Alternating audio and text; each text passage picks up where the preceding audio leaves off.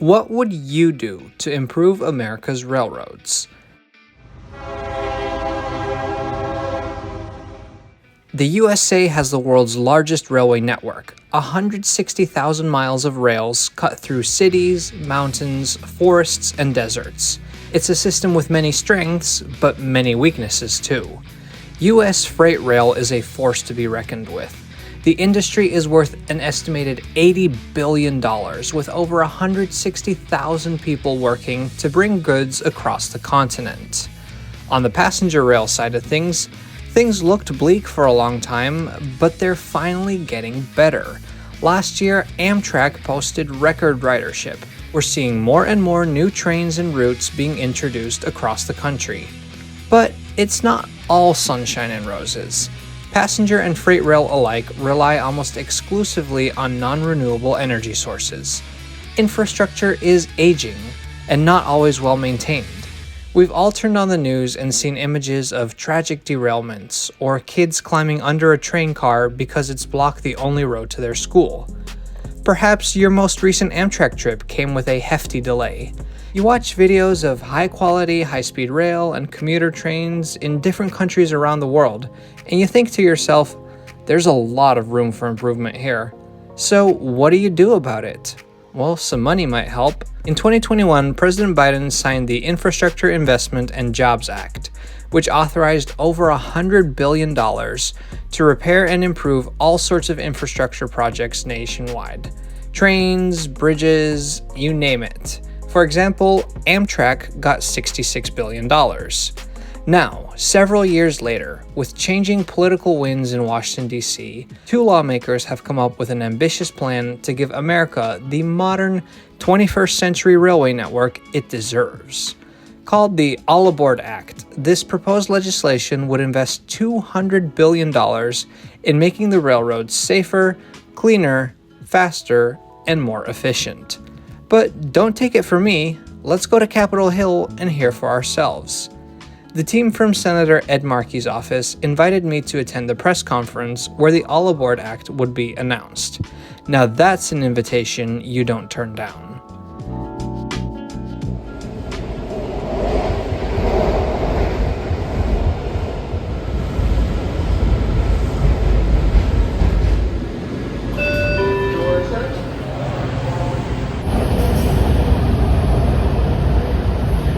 Today, I have been invited to attend a press conference in the United States Senate. What an amazing opportunity. Today's subject is going to be very exciting, so I'm super honored to be part of this announcement. Walking to the Dirksen Senate office building right now. Let's go see what this is all about. Some friendly staffers showed me the way to the briefing room. The All Aboard Act is being proposed by Senator Ed Markey from Massachusetts and Congressman Chris Deluzio from Pennsylvania. Before the presser began, I got a chance to meet with some of the excellent staff, journalists, and whoever this guy is. But soon the senator arrived and the press conference was about to officially begin.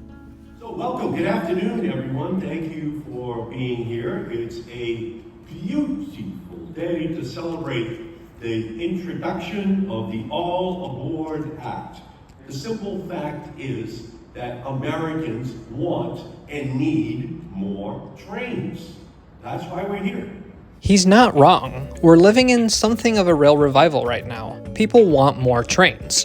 Just 4 years after the pandemic, Amtrak shattered its all-time ridership record in 2024, moving 32 million people.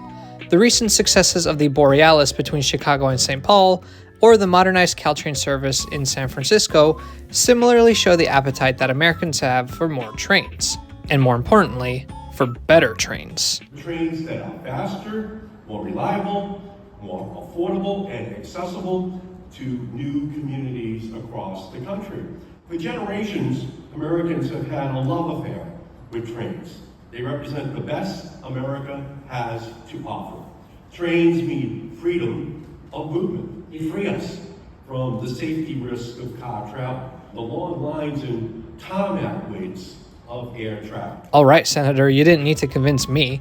Anyways, why should we all care about more trains? Who's all affected? And what are the goals of this legislation? And this bill is going to kick off a train revolution. Trains mean climate action. by shifting passengers and freight to rail and join other nations that have transitioned to electrified rail systems. I represent the District of Western Pennsylvania, and I've spent a lot of time, more than I expected, working on rail issues. Our neighbors, East Palestine, Ohio, live through the horrific Norfolk Southern derailment. That's in my constituency, Beaver County. And we know that we've got to fight for our people, for their safety and security. We know we can't trust the big railroads to regulate themselves. We need action from Congress to protect communities like mine who live near the tracks. We have to invest. I'm proud to introduce the All Aboard Act, more than $200 billion in our nation's rail network. $200 billion is a big number, but where can these investments take us? Well, let's break it down. First, the All Aboard Act provides $50 billion to electrify our most trafficked train corridors and rail yards. The All Aboard Act would provide the resources to electrify these locomotives, string up catenary wire, and build high-speed electrified trains, all while addressing long-standing environmental injustices. And by the way, it will do all of this with union labor. Okay, now this is profound. Never before on a federal level has legislation so explicitly called for railway electrification. Electric trains have countless benefits over diesel trains, particularly on busy corridors. Besides the obvious emissions benefits, electric trains are much quieter, faster, easier to maintain, and cheaper to run. However, installing the electric infrastructure is expensive, and it's not an expense that the privately owned freight railroads or the budget-strapped commuter rail operators have been willing to bear, which is why it's so exciting that the All Aboard Act is prioritizing electrification. Second, the All Aboard Act provides historic funding for the oversubscribed rail grant programs created by the Bipartisan Infrastructure Law. Here, Senator Markey is talking about the many different parts of the 2021 infrastructure law that had to do with railways. One example is the Corridor ID program, a program that funds studies of potential new intercity rail routes and improvements to existing routes. The All Aboard Act keeps this momentum going by providing $150 billion over 5 years through these grant programs. Another example is the Crossing Elimination Program, which is designed to make it safer to cross railroad tracks. It's really important to increase that funding for the Railroad Crossing Elimination Program. We'll get those crossings safer and will save lives. And third, the All Aboard Act creates a $3.5 billion formula rail grant program for the states. Provides states a guaranteed pot of formula dollars for rail projects, planning, and maintenance based on the state's population. This is important too because many train services across the country are state-run. Think of the Amtrak trains in Michigan or California. And finally, no rail system can succeed without the power of organized labor. This legislation makes a massive investment in training workers for both freight and passenger rail. Right now, training standards differ between different railroad companies. If you're trained at one, you might not know everything you need to know for the other. The All Aboard Act wants to change that, investing $300 million not only for the economic opportunities that it brings, but to keep our rail workers safe. We'll invest in training centers for passenger and freight rail workers in this country in partnership with organized labor. We love those apprenticeship-style investments and partnerships. Provide the training and development necessary to create and deliver a rail network of the future. This bill represents an opportunity to fundamentally reshape how our society travels. Anything less falls short of the challenge before us. It seems Senator Markey is not only a big proponent of trains, he's also the king of train puns. The great locomotive of the American economy keeps chugging. Legislation that will lay the tracks to a better future. The federal government is back on track. We can achieve high-speed reductions in emissions. Legislation that would transform. This work is just leaving the station. We've got to train in order to take the train. So labor isn't just the conductor of this movement. Rail against the status quo. Now it's time to move down the line. This coalition is gaining speed, and electrified high-speed movement to a greener, more connected future. I cannot believe how many train puns this man put into one speech. It also enjoys broad support among many organizations. We need ambitious programs like this to get to where we need to go as a country. And we have too many old jalopy locomotives rolling around out there that need to be replaced. We need standardized training, and the workforce training centers will help us shift towards that. Rail, it is one of the cleanest and most efficient ways to move people and goods across the country.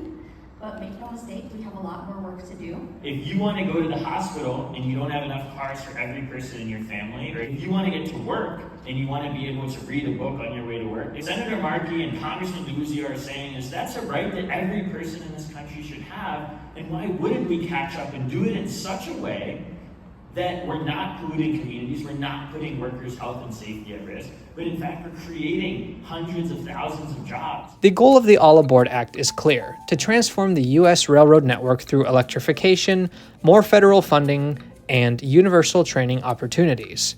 But here's the comment that I anticipate receiving the most. Let's see if it was what you were about to type. What about Trump? Republicans control the House and the Senate. Now, there are exceptions, of course, but in general, on a national level, the Republican Party is not known for their thundering support of trains. Well, I was wondering the same thing. Luckily, I had the opportunity to ask Senator Markey and his legislative staff that very question. They acknowledged that there will be challenges, no doubt about it, but first of all, they do have some time. They hope for a vote in 2026, because that's when Congress has to vote on a new surface transportation reauthorization bill. This is a bill covering a wide range of transportation needs that usually passes fairly easily. They are hoping to attach the contents of the All Aboard Act to the next transportation reauthorization bill and get people on board that way. In the meantime, it's all about convincing people that trains are important. Some might even say they're awesome. And for this to succeed, everybody needs to get involved. So what can you do to support the All Aboard Act? Well, spread the word. That is the most important thing. Contact your representatives and let them know that you support this legislation. Tell your family and friends about it. Feel free to share this video. If they're skeptical about the benefits of train travel, well, that's nothing a few Trains Are Awesome videos can't fix. This won't be easy. As promising as the bill is, it will face an uphill battle. But it would be the most valuable, most ambitious investment in the U.S. railways of our lifetime. A huge step towards modern trains that serve everyone. Trains that connect our communities, build opportunities, and keep our beautiful environment clean. I want to sincerely thank Senator Markey, Congressman DeLuzio, and their staff for giving me the opportunity to be there for this historic announcement. Over the next months and years, I will keep doing what I have done for the last decade, reminding everybody why trains are awesome. But for now, I'll give Senator Markey the last word. We made a big mistake in allowing the rest of the world to just move past us because of our love affair with the automobile. Join us, help us make rail the status quo. And I'm here to say, all aboard on that train to the future. All aboard, everyone.